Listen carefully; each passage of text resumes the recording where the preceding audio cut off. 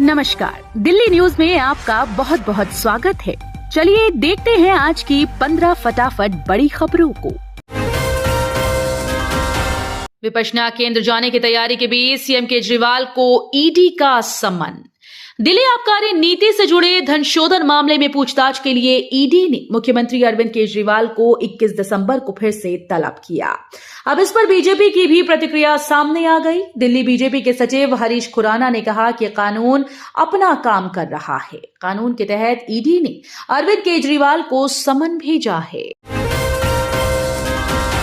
दिल्ली सरकार लोगों को सिखाएगी ड्राइविंग, ट्रेनिंग इंस्टीट्यूट खोलेगा परिवहन विभाग। दिल्ली सरकार की केजरीवाल सरकार शीघ्र ही एक ट्रेनिंग इंस्टीट्यूट खोलने जा रही है। इसमें लोगों को वाहन चलाने के गुर सिखाए जाएंगे।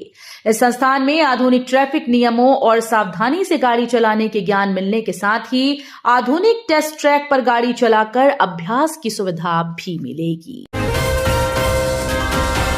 सरकारी आवास खाली करने के खिलाफ महुआ मोइत्रा ने दिल्ली हाईकोर्ट का किया रुख। महुआ मोइत्रा पर लगे रिश्वत के बदले सवाल पूछने के आरोप के चलते लोकसभा स्पीकर ने उनकी सदस्यता रद्द कर दी थी। महुआ मोइत्रा को सांसद के तौर पर मिले आवास को 7 जनवरी तक खाली करने के निर्देश दिए गए। आदेश के खिलाफ टीएमसी नेता महुआ मोइत्रा ने दिल्ली हाईकोर्ट का रुख किया। पाकिस्तान में मारा गया भारत का दुश्मन।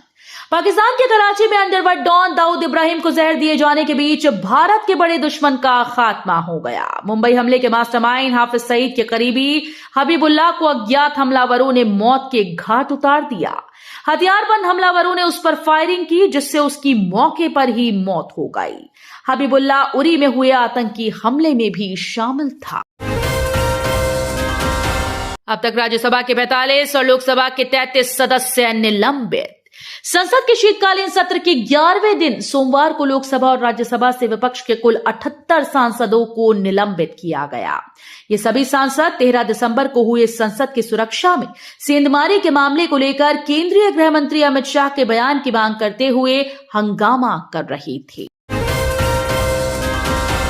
केरल में कोविड के बढ़ते मामलों के बीच कर्नाटक सरकार ने मास्क पहनना किया अनिवार्य। कर्नाटक सरकार ने सोमवार को 60 वर्ष से अधिक आयु के ऐसे लोगों के लिए मास्क पहनना अनिवार्य कर दिया जो खांसी, सर्दी और बुखार के साथ ही अन्य बीमारियों से पीड़ित हैं। उसने पड़ोसी राज्य केरल में कोविड-19 के उपस्वरूप JN.1 का एक मामला सामने आने के बाद ये कदम उठाया। पीएम मोदी ने वाराणसी में किया स्वर्वेद महामंदिर का उद्घाटन। प्रधानमंत्री नरेंद्र मोदी ने वाराणसी के उमराहा में नवनिर्मित स्वर्वेद महामंदिर का उद्घाटन किया। इस दौरान राज्य के मुख्यमंत्री योगी आदित्यनाथ भी मौजूद रहे। स्वर्वेद महामंदिर के उद्घाटन के बाद कार्यक्रम को संबोधित करते हुए पीएम मोदी ने कहा कि हमेशा की तरह काशी में बिताया हर पल अपने आप में अद्भुत है। भारत से निकाली जाएंगी सीमा हैदर, पहले पति के तिकड़म से बढ़ रही परेशानी। मोबाइल गेम पबजी से प्यार में पड़ी सीमा हैदर और सचिन मीणा शादी रचाकर नोएडा के रबुपुरा में रह रही हैं। सीमा सचिन की शादी हो चुकी है, लेकिन उन्हें अब तक भारतीय नागरिकता नहीं मिल पाई। इस बारे में उनके एडवोकेट AP सिंह ने प्रेस वार्ता कर बताया कि भारतीय नागरिकता देने के लिए पाकिस्तान में सीमा के कुछ दस्तावेजों की जांच होनी है, लेकिन पाकिस्तान में उसका पहला पति गुलाम हैदर रोड़ा बन रहा है। सीएम के कुर्सी जाने के बाद दिल्ली आए शिवराज सिंह चौहान। मध्य प्रदेश के पूर्व मुख्यमंत्री शिवराज सिंह चौहान दिल्ली में भाजपा के राष्ट्रीय अध्यक्ष JP नड्डा से मुलाकात करेंगे। जब शिवराज से पूछा गया कि क्या केंद्रीय कैबिनेट में उन्हें पद देने को लेकर चर्चा होगी, तो उन्होंने कहा कि इस बारे में उन्हें कोई जानकारी नहीं है। पीएम मोदी ने कहा, तीसरी पारी में भारत को बनाएंगे दुनिया की बड़ी ताकत। हाल ही में संपन्न 5 राज्यों के विधानसभा चुनाव के नतीजों के बाद भाजपा बम बम है और प्रधानमंत्री गदगद।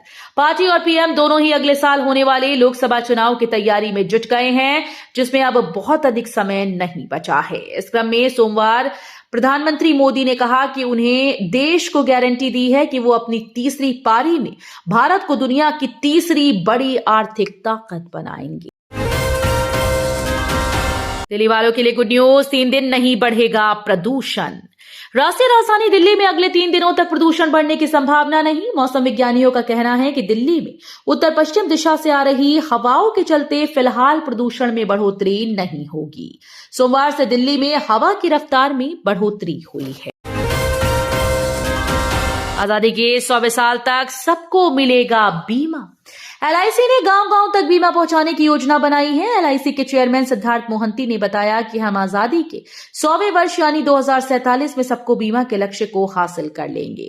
ग्रामीण इलाकों में सबके पास बीमा हो, इसके लिए विशेष प्रोजेक्ट उतारे जाएंगे। हाल ही में आई एक रिपोर्ट में दावा किया गया था कि देश में सिर्फ 5% लोग ही बीमा के दायरे में आते हैं।